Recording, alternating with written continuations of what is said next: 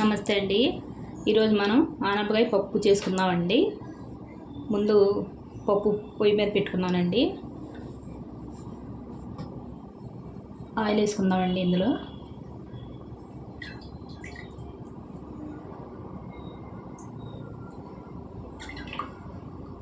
రెండు స్పూన్లు వేసానండి. కొద్దిగా పసుపు అండి,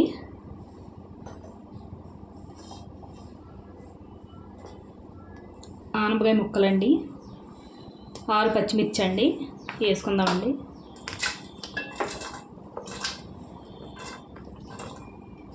చిన్న ఆనపకాయ అండి, లేతగా ఉంది. 1/2 కేజీ కందిపప్పుకి చిన్న ఆనపకాయ వేసుకుంటే సరిపోద్దండి.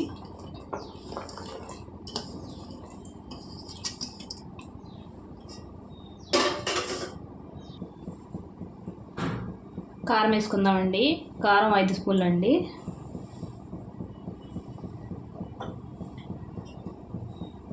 చిన్న నిమ్మకాయ అంతా చింతపండు అండి. మూత పెట్టుకొని విజిల్స్ వేయించుకుందామండి. 3-4 వేయించుకోవచ్చండి. చూడండి, పప్పు ఉడికిపోయిందండి. ఇప్పుడు ఎనుపుకుందామండి. రుచికి తగినట్టు ఉప్పు వేసుకుందామండి.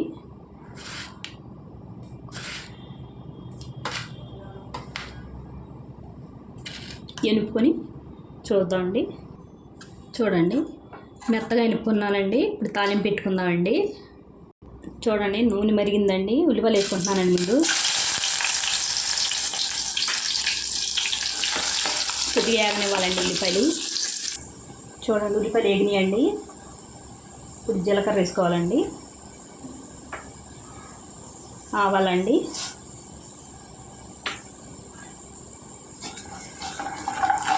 కొద్దిగా వేగాలండి ఆవాలు.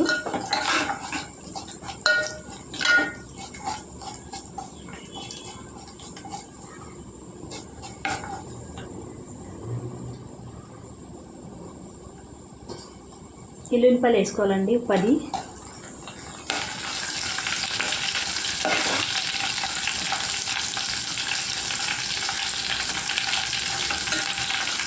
ఎల్లుల్లిపాయలు ఎక్కువ వేసుకుంటే టేస్ట్ బాగుంటుందండి.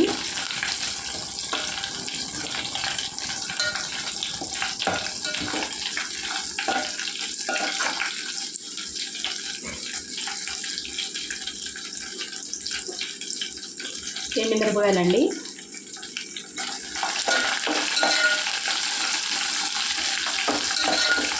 మాడకూడదండి. తాలింపు ఎర్రగా వేగాలి.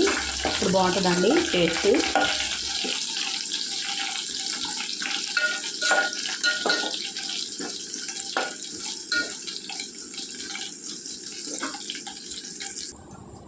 కరివేపాకు వేసుకోవాలండి.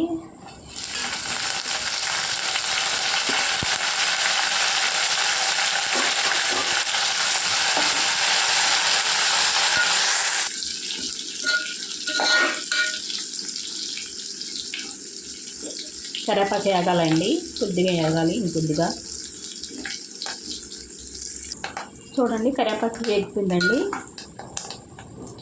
ఇంగువ వేసుకోవాలండి కొద్దిగా.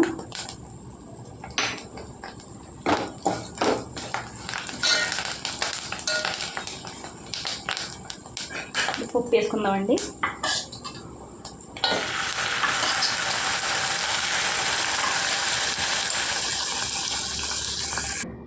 చూడండి, ఉప్పు వేసేసుకున్నానండి తాలింపులో. అంతేనండి, ఎంతో కమ్మగా ఉండే ఆనపకాయ పప్పు రెడీ అండి. నచ్చితే లైక్, షేర్, సబ్స్క్రైబ్ చేసుకోండి.